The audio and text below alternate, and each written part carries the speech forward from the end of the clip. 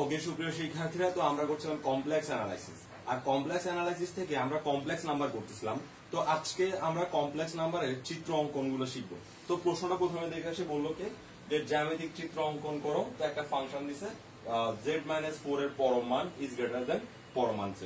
তো আমাকে প্রথমে করতে হবে কি, এই z এর ফাংশনটাকে প্রথমে xy ফিগারে আনতে হবে। আর xy ফিগারে আনার পর আমরা চিত্রের একটা ধারণা পাবো, আর তারপর আমরা চিত্র আঁকতে পারবো। তাহলে প্রথমে আমরা এটাকে সমাধান করার চেষ্টা করি। তাহলে করতে হবে কি, z হচ্ছে একটা জটিল সংখ্যা। তো আমি মনে করব কি, z মানে হচ্ছে x প্লাস iy। তো আমি মনে করলাম যে z equal to x plus iy, এটাই হচ্ছে z এর মান। মানে এটা আমি x প্লাস iy অন্য কিছু ধরতে পারি, কিন্তু x প্লাস iy ধরলে সুবিধা হচ্ছে চিত্র আঁকতে আমাদের বেসিকটা কাজে লাগবে। আমরা যা দিয়ে চিত্র আঁকা শিখছি আর কি। তো এখন আমি z এর মান এখানে বসাই দিব। তাহলে কি হবে, পরম মান z এর জায়গায় বসবে x plus iy minus 4 greater than এই z এর জায়গায় বসবে x প্লাস iy। অর্থাৎ আমি জাস্ট z এর জায়গায় x প্লাস iy টা বসাই দিলাম। এখন এখান থেকে আমি করব কি, যাদের সাথে i আছে তাদেরকে আলাদা করার চেষ্টা করবো, আর যাদের সাথে i নাই তাদেরকে আলাদা করার চেষ্টা করবো। তাহলে এখানে এই x আর -4 ওদের সাথে কোনো i এর বংশ না থাকায় তাদেরকে আমি আলাদা করলাম, প্লাস iy এভাবে লিখলাম। এরপর গ্রেটার দেন চিহ্ন দিলাম। তারপরে এখানে তো x প্লাস iy সব আলাদা করাই আছে, তাহলে এখানে আমি কিছুই করলাম না, যেমন আছে তেমন রাখলাম। তো এখন z যদি কোন একটা জটিল সংখ্যা হয়, আমরা যা লেকচার 1 এ শিখে আসছি, z যদি কোন একটি জটিল সংখ্যা হয়, z ইকুয়াল টু যদি x প্লাস iy এরকম দেখায়, তাহলে z এর পরম মান এর মানে হচ্ছে root over x square plus y square. এর মানে হচ্ছে z এর পরম মান মানে হচ্ছে বাস্তব অংশের বর্গ যোগ অবাস্তব অংশের বর্গ পুরোটাকে রুট করে দেওয়া। তো এটাও একটা জটিল সংখ্যা যার বাস্তব অংশ হচ্ছে এটা। তাইলে ওর পরম মান যেহেতু আছে, ওর পরম মান কি হবে, বাস্তব অংশের বর্গ মানে x মাইনাস 4, এটা হচ্ছে বাস্তব অংশ, বাস্তব অংশের বর্গ প্লাস অবাস্তব অংশের বর্গ, অবাস্তব অংশ হচ্ছে y, তাহলে y স্কয়ার, আর এই পুরোটাকে রুট ওভার, এটাই হচ্ছে ওদের পরম মানের আনসার। গ্রেটার দেন চিহ্ন তার জায়গায় থাক। এখানে দেখা যাচ্ছে x প্লাস iy, তাহলে এখানে বাস্তব অংশ হচ্ছে x, বাস্তব অংশের বর্গ প্লাস অবাস্তব অংশ হচ্ছে y, তাহলে y এর বর্গ আর ওদের উপরে রুট ওভার। তার মানে কোন একটা জটিল সংখ্যার পরম মান রুট ওভার বাস্তব অংশের বর্গ যোগ অবাস্তব অংশের বর্গ। তো এটা একটা জটিল সংখ্যা। কেন জটিল সংখ্যা? একটা বাস্তব অংশ আছে, একটা অবাস্তব অংশ আছে। এটা একটা জটিল সংখ্যা কেন? কারণ একটা বাস্তব অংশ আছে, একটা অবাস্তব অংশ আছে। তো বাস্তব অংশের বর্গ অবাস্তব অংশের বর্গ যোগ করে রুট করে দিলে আমরা এটা পরম মান পেয়ে যাই। ওকে, তো এখন আমি চাইলে উভয় পক্ষকে বর্গ করে দিতে পারি। যদি আমি উভয় পক্ষকে বর্গ করে দিই, তাহলে এখানে থাকবে x minus 4 whole square plus y square, root over চিহ্ন চলে যাবে কারণ বর্গ করছি। গ্রেটার দেন চিহ্ন তার জায়গায় থাক। এখানেও আমি যদি বর্গ করি x square plus y square যেমন আছে তেমন থেকে যাবে। এরপর আমি এটা সূত্র লিখবো। এটা সূত্র হচ্ছে a square minus 2ab plus b square, তারপরে প্লাস y স্কয়ার যেমন আছে তেমন থাক, greater than x square plus y square যেমন আছে তেমন রেখে দিলাম, ইকুয়াল টু। এরপর আমি করবো কি, এই যে x স্কয়ার, একটু খেয়াল করি, আমি আসলে এই লাইনটা লিখতে যাচ্ছি না, এটা বুঝাই দিই। আমি যদি এই x স্কয়ার কে এদিক থেকে এদিকে পক্ষান্তর করি, তাহলে এই x স্কয়ার এদিকে আসার সময় মাইনাস x স্কয়ার হয়ে যাবে, আর ওই মাইনাস x স্কয়ার এই x স্কয়ারের সাথে কাটা যাবে, কারণ এই x স্কয়ার আগে আছে প্লাস। একইভাবে এই y স্কয়ার কে যদি আমি এদিক থেকে এদিকে পক্ষান্তর করি, তাহলে এই y স্কয়ার আগে প্লাস চিহ্নটা এদিকে এসে হয়ে যাবে মাইনাস চিহ্ন, ওই মাইনাস y স্কয়ার এই প্লাস y স্কয়ারের সাথে কাটা যাবে। তার মানে পরের লাইনে আমি এই x square y square x square y square ওদের কাউকে না লিখে আমি বাকিগুলো লিখবো। তাহলে আমি এখানে লিখতে হচ্ছে মাইনাস 8x প্লাস এইটা হবে 16 গ্রেটার দেন ওই পাশে কিছুই নেই, 0, কারণ ওই পাশে যারা ছিল তাদেরকে আমি এই পাশে নিয়ে আসছি। এবার আমি চাইলে এই মাইনাস 8x তার জায়গায় থাক, আমি 16 কে দিকে পাঠাইতে পারি। 16 কে যদি দিকে পাঠাই তাহলে হলো মাইনাস 16। তাহলে এখন উভয় পক্ষকে যদি আমি -8 দ্বারা ভাগ করি, তাহলে আমরা পাচ্ছি কি, এখানে যদি -8 দ্বারা ভাগ করি তাহলে আমি পাবো শুধু x, আর এখানে যদি -8 দ্বারা ভাগ করি তাহলে আমি পাবো শুধু 2, কারণ মাইনাস দ্বারা ভাগ করলে মাইনাস মাইনাস কাটা যাবে, কিন্তু চিহ্ন যেটা আছে সেটা আসলে চেঞ্জ হয়ে যাবে। এটা চেঞ্জ হয়ে যাওয়ার কারণ হচ্ছে, আমরা যদি কোনো অসমতাকে নেগেটিভ চিহ্ন দিয়ে ভাগ দেই তাহলে চিহ্ন চেঞ্জ হয়ে যায়। এখন কেন চেঞ্জ হয় যদি এই প্রশ্ন করা হয়, তাহলে সেটা আমি পরে বুঝাই দিব। আগে আমরা এইটুকু নিয়ম মনে রাখি যে যদি আমরা কোনো অসমতাকে নেগেটিভ চিহ্ন দ্বারা ভাগ বা গুণ করি, তাহলে আমাদের অবশ্যই অসমতার চিহ্নটা পাল্টে যাবে। তাহলে এখানে ছিল গ্রেটার দেন, মাইনাস দিয়ে ভাগ করছি যার কারণে উভয় পক্ষে, এই কারণে এটা লেস দেন হয়ে গেছে। আচ্ছা আমি না হয় এক্ষুনি বুঝাই দিই কেন আসলে অসমতার চিহ্নটা পাল্টে যায়। ধরলাম আমি জানি যে 2 আর 1 ওর মধ্যে 2 হচ্ছে বড়, খুব ভালো করে খেয়াল করবো, 2 আর 1 ওর মধ্যে 2 হচ্ছে বড়। আর আমি একটা সংখ্যা রেখা আঁকলাম, এই সংখ্যা রেখায় এটা আঁকলাম 1, সরি এটা 2 দিয়ে দিই, তাহলে এখানে 1 দিই, 1 এভাবে 3 4 এভাবে আঁকলাম, আর এখানে আমি 0 আঁকলাম, এখানে আমি -1 আঁকলাম, ব্যাস এভাবে লিখলাম। এখন সংখ্যা রেখা সিস্টেমটা কি, এখানে আমি যতই ডান দিকে যেতে থাকবো ততই বড় মান পাবো। মানে সংখ্যা রেখায় বামের দিকে সবগুলো ছোট হতে থাকে আর ডানের দিকে সবগুলো বড় হতে থাকে। এর মানে হচ্ছে এই -1, একটু খেয়াল করি, এই -2 ওর চেয়ে বড় হচ্ছে -1, -1 এর চেয়ে বড় হচ্ছে 0, 0 এর চেয়ে বড় হচ্ছে 1, 1 এর চেয়ে বড় হচ্ছে 2। তার মানে আমি যতই এই দিক দিয়ে যাবো ততই বড় পাবো। একইভাবে উল্টা দিকে আসি, 2 এর চেয়ে ছোট হচ্ছে 1, 1 এর চেয়ে ছোট হচ্ছে 0, 0 এর চেয়ে ছোট হচ্ছে -1, আর -1 এর চেয়ে ছোট হচ্ছে -2। এবার আসি মাইনাস দ্বারা ভাগ করলে অসমতা কেন পাল্টে যায়। 2 greater than 1 এই সম্পর্কে কোনো অসুবিধা বা কোনো অবজেকশন আমাদের মধ্যে নাই, কারণ আমরা জানি যে 2 1 এর চেয়ে বড়। আমি করলাম কি, এই 2 কে -1 দ্বারা গুণ করলাম, ফলে এটা হয়ে গেল -2, আর এই 1 কেও আমি করলাম কি -1 দ্বারা গুণ করলাম, ফলে এটা হয়ে গেল -1। ওকে মাইনাস দ্বারা গুণ করায় -2 হলো, ওকে মাইনাস দ্বারা গুণ করায় -1 হলো। এখন আমরা একটু সংখ্যা আগে দেখি তো কে বড়, -2 বড় নাকি -1 বড়। আসলে আমরা এখানে দেখতে পাচ্ছি -2 ডান পাশে আছে -1, তার মানে -1 -2 চেয়ে বড়। এখন আমি যদি এখানে চিহ্নটা চেঞ্জ না করি, যেভাবে আছে সেভাবে দিই, তাহলে ও কি দেখাচ্ছে, ও দেখাচ্ছে -1 এর চেয়েও -2 বড়, মানে হা যেদিকে থাকে সে বড় হয়, তার মানে ও -2 কে বড় দেখাচ্ছে।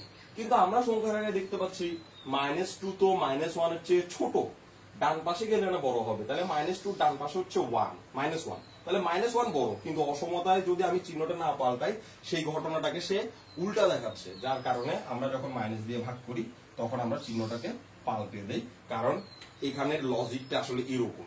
কারণ আমি এখন দেখেন, এখন দেখি যে এখন সবকিছু ঠিকঠাক আছে, এখন ও দেখাচ্ছে কি -2 ছোট, এই মুখ বন্ধ যেদিকে থাকে তাকে ছোট বোঝায়, আর হা যেদিকে থাকে সে বড় বোঝায়। তাহলে -2 ছোট, -1 বড়। সংখ্যা রেখায়ও বলতেছে -2 ছোট, -1 বড়। আর এই কারণে ভাগ করলেও একইভাবে অসমতাটাকে পাল্টাই দিতে হয়।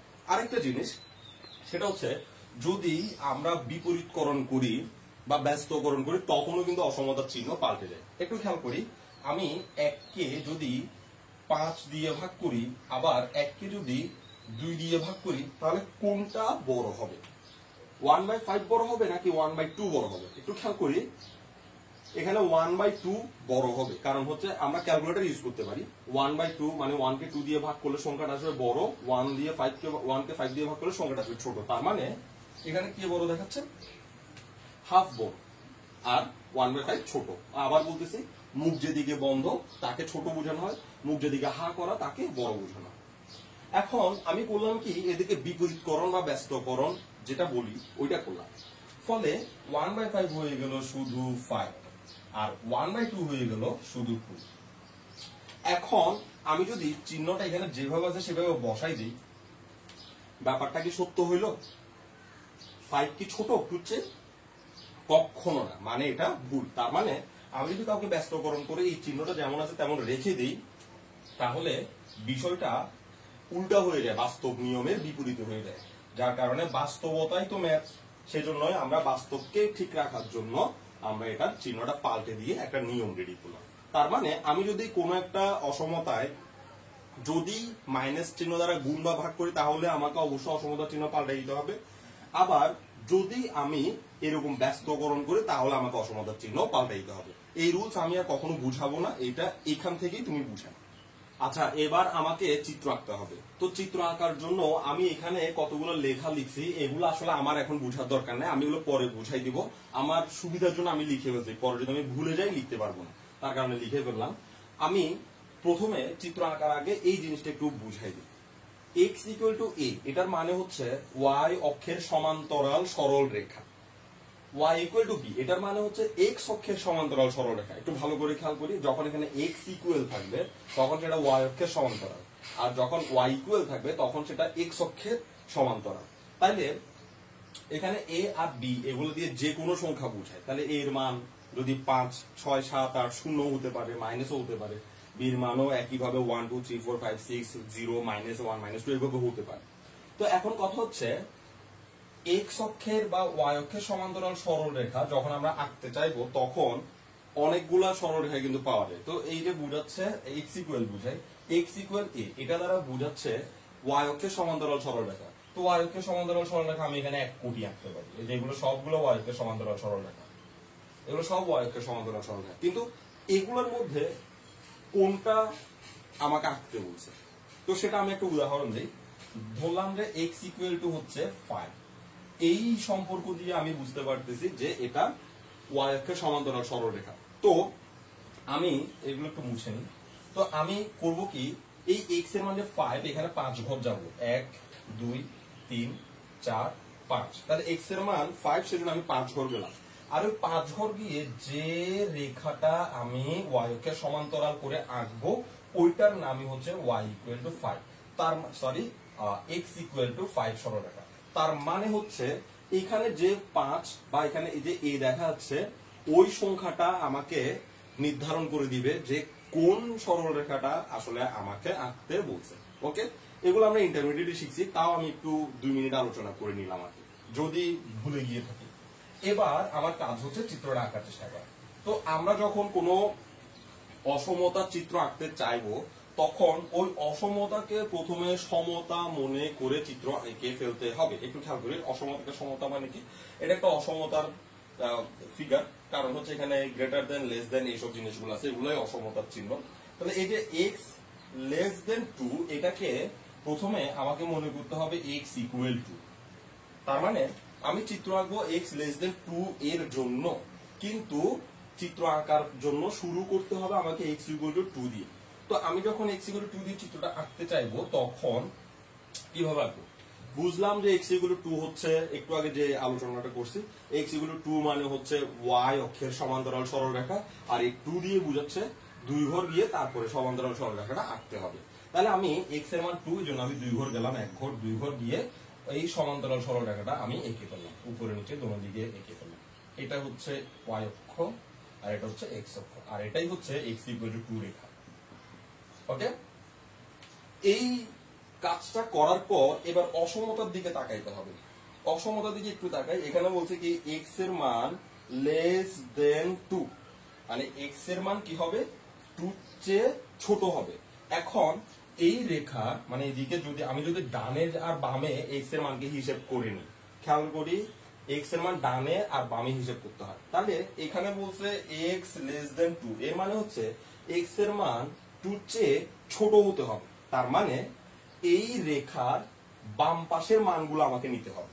যদি এটা গ্রেটার দেন দিত, গ্রেটার দেন এর মানে হয়তো x এর মান 2 চেয়ে বড় হইতে হবে। তার মানে এই সরলরেখার ডান পাশের মানগুলো আমাকে নিতে হবে। কেন? কারণ আমি এই সরলরেখার ডান পাশে গেলে তখনই x এর মান বড় হতে থাকবে। আর যেহেতু আমাকে x এর মান 2 চেয়ে ছোট করতে বলছে, তার কারণে এই রেখার বাম পাশ দিয়ে গিয়ে যে মানগুলো পাওয়া যায় সেগুলো আমাকে নিতে হবে। এই জন্য আমি করব কি, এদিকে এভাবে করে ডট ডট ডট দিয়ে এই এলাকাটাকে আমি বোল্ড করে দিব, এভাবে করে দিব, নিচেও করে দিব, কারণ ওগুলো আমার মানের মধ্যে পড়ে।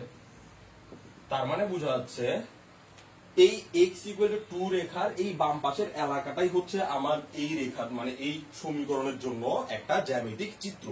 এখন এই যে কথাগুলো চিন্তা করে আমি এটা আঁকলাম, সেই কথাগুলো আমি এখানে লিখছি। তাহলে আমি বললাম কি, প্রদত্ত সম্পর্ক দ্বারা, মানে এই যে এখানে যে সম্পর্ক দেখাইছে সেই সম্পর্ক দ্বারা x ইকুয়াল টু 2 রেখা বাদে, মানে এই x ইকুয়াল টু 2 রেখাটা আমি নিতে পারবো না। কেন নিতে পারবো না? কারণ এখানে কোনো ইকুয়াল চিহ্ন ছিল না। এখানে বলছে x লেস দেন 2, মানে হচ্ছে 2 এর চেয়ে ছোট মান নাও, 2 নিও না, 2 তো নিওই না, বড় নিও না, 2 এর চেয়ে ছোট মান। কিন্তু আমি তো এখানে 2 নিয়ে তারপরে চিত্র আঁকছি, এই যে x ইকুয়াল টু 2 নিয়ে তারপর চিত্র আঁকছি। তাহলে এই রেখাটা আমার চিত্রের অংশ নয়, কিন্তু এই রেখাটার এই পাশের সমস্ত এলাকা আমার চিত্রের অংশ, কারণ ও বলছে এক্স এর মান 2 চেয়ে ছোট নিয়ে যা যা মান আসে সবগুলোই তোমার এলাকা। তাহলে এক্স এর মান 2 নিয়ে এটা পাইছি, আর এর এই পাশে এক্স এর মান যদি ছোট নিতে থাকে তাহলে এই এলাকাগুলো আমি পেতেই থাকবো একদম লাস্ট পর্যন্ত, সেজন্য এই এলাকাগুলো হচ্ছে আমার মান। এবার বাংলাটা বুঝি। প্রদত্ত সম্পর্ক দ্বারা x ইকুয়াল টু 2 রেখা বাদে, মানে এই রেখাটা বাদ দিয়ে যে পাশে মূল বিন্দু আছে, মানে এই রেখাটার যেই পাশে মূল বিন্দু আছে সেই পাশের সকল এক্স ওয়াই বিন্দু সেট নির্দেশ করে। মানে এই রেখার যেই পাশে মূল বিন্দুটা পাওয়া যাচ্ছে সেই পাশের সব এক্স ওয়াই বিন্দু, মানে যত বিন্দু পাওয়া যাবে ওদের সবার সেট নির্দেশ করে এই চিত্রটা।